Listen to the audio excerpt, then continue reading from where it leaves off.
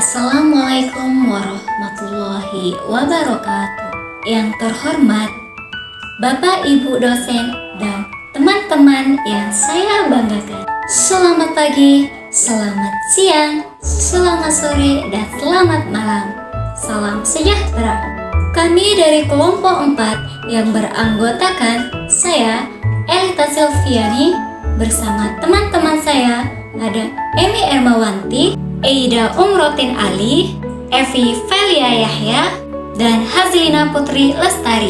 Izinkan kami untuk mempresentasikan hasil diskusi kami mengenai definisi prinsip efektif, implementasi prinsip efektivitas dalam pembelajaran, rumusan prinsip relevansi kurikulum di salah satu sekolah.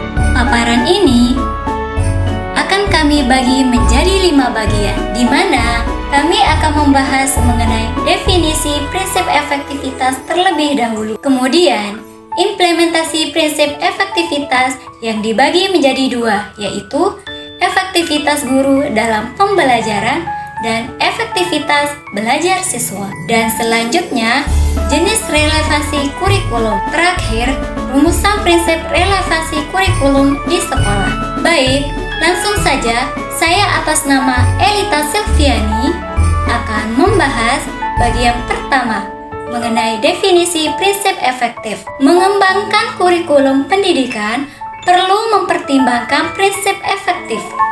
Yang dimaksud dengan efektivitas di sini adalah sejauh mana rencana program pembelajaran dicapai atau diimplementasikan. Dalam prinsip ini, ada 2 aspek yang perlu diperhatikan, yaitu efektivitas mengajar guru dan efektivitas belajar siswa. Dalam aspek mengajar guru, jika masih kurang efektif dalam mengajar bahan ajar atau program, maka itu menjadi bahan dalam mengembangkan kurikulum di masa depan, yaitu dengan mengadakan pelatihan, workshop, dan lain-lain. Sedangkan pada aspek efektivitas belajar siswa, perlu dikembangkan kurikulum yang terkait dengan metodologi pembelajaran, sehingga apa yang sudah direncanakan dapat tercapai dengan metode yang relevan sesuai dengan konsep atau materi pembelajaran.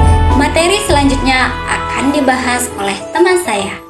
Assalamualaikum warahmatullahi wabarakatuh. Baik, di sini saya akan menjelaskan terkait dengan prinsip efektivitas guru dalam pembelajaran.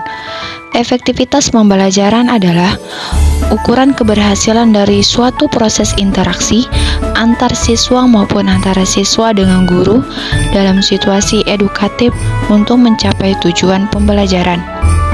Efektivitas pembelajaran dapat dilihat dari aktivitas siswa selama proses pembelajaran, respon siswa terhadap pembelajaran, dan penguasaan konsep siswa. Hal yang diuraikan di atas implikasi dari prinsip efektivitas itu sendiri, dikarenakan prinsip tersebut guru dapat mengetahui sejauh mana pembelajaran berjalan dengan rencana pelaksanaan belajar mengajar, sehingga dapat menghasilkan pembelajaran yang efektif. Efektivitas guru dalam pembelajaran dapat dilihat dari beberapa indikator. Yang pertama, pengelolaan pelaksanaan pembelajaran. Guru yang efektif mampu mengelola pembelajaran dengan baik, mulai dari perencanaan, pelaksanaan, hingga evaluasi. Selanjutnya, proses komunikatif. Guru yang efektif mampu membangun komunikasi yang efektif dengan siswa, sehingga guru yang efektif mampu memotivasi siswa untuk aktif berpartisipasi dalam pembelajaran. Hasil belajar. Siswa yang belajar secara efektif akan mendapatkan hasil belajar yang baik. Berikut adalah beberapa faktor yang mempengaruhi efektivitas guru dalam pembelajaran. Yang pertama, kompetensi profesional. Guru yang efektif harus memiliki kompetensi profesional yang memadai, meliputi kompetensi pedagogik, kompetensi kepribadian, kompetensi sosial, dan kompetensi profesional. Kemampuan personal. Guru yang efektif harus memiliki kemampuan personal yang baik, meliputi kemampuan berkomunikasi, kemampuan berpikir kritis, dan kemampuan memecahkan masalah. Selanjutnya, kemampuan mengelola kelas. Guru yang efektif harus mampu mengelola kelas dengan baik agar pembelajaran dapat berjalan dengan lancar dan kondusif. Yang terakhir, kemampuan memotivasi siswa. Guru yang efektif harus mampu memotivasi siswa untuk belajar dengan baik.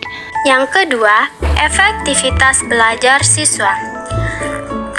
Keefektivitasan belajar siswa menurut Winarno Surahmat dalam buku Abdul Rahmat menyatakan bahwa ada beberapa faktor yang mempengaruhi efektivitas belajar siswa, di antaranya adalah yang pertama, penggunaan strategi dan metode pembelajaran. Guru hendaknya mampu merencanakan kegiatan belajar yang baik dengan cara memilih strategi dan metode pembelajaran dengan materi yang akan disampaikan kepada siswa.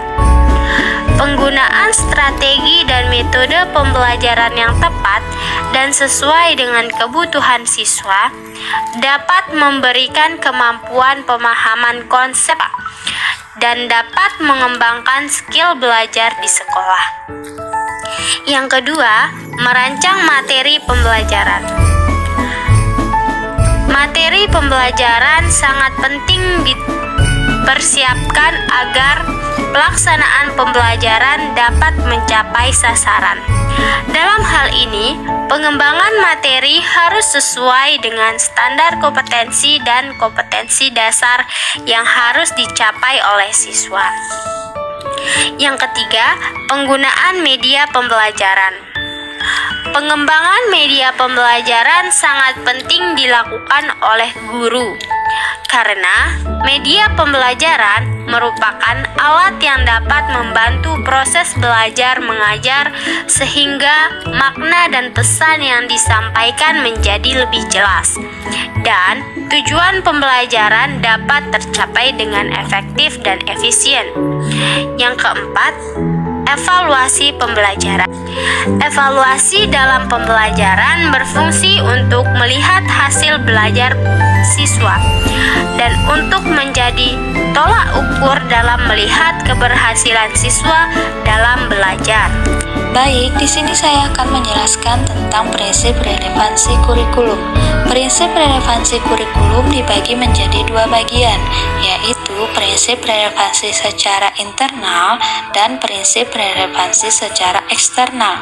Pertama, saya akan menjelaskan tentang prinsip relevansi internal. Prinsip relevansi internal adalah kurikulum memiliki kelarasan antar komponennya, yaitu kelarasan antara tujuan dan materi, materi dengan metode, metode dan media, dan juga kelarasan dengan penilaian yang dilakukan. Sehingga pada proses pembelajaran, peserta didik dapat dengan mudah memahami materi yang disampaikan oleh guru. Selanjutnya, prinsip relevansi secara eksternal. Relevansi eksternal adalah kurikulum memiliki kelarasan dengan tuntutan sains, teknologi, potensi, serta pengembangan masyarakat, sehingga kurikulum dapat menghasilkan orang-orang yang dapat terjun langsung ke dunia masyarakat sesuai dengan tuntutan pada saat ini. Rumusan prinsip relevansi kurikulum di sekolah. SDN 1 Waringin telah mengadakan pelatihan penggunaan Canva untuk meningkatkan proses pembelajarannya. Jadi di sini para guru sudah mengikuti atau mengadakan pelatihan penggunaan aplikasi Canva untuk meningkatkan proses pembelajaran, yaitu bagaimana cara mendesain materi agar lebih menarik dan dapat membuat pembelajaran yang menyenangkan.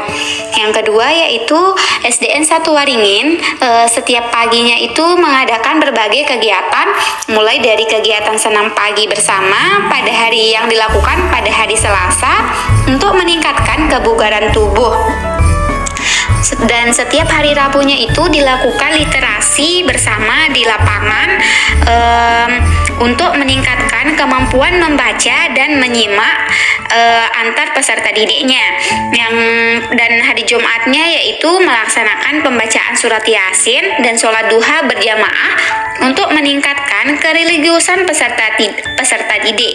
Dan hari Sabtu yaitu melaksanakan makan bersama antar warga di sekolah untuk meningkatkan rasa kebersamaan dan kekeluargaan.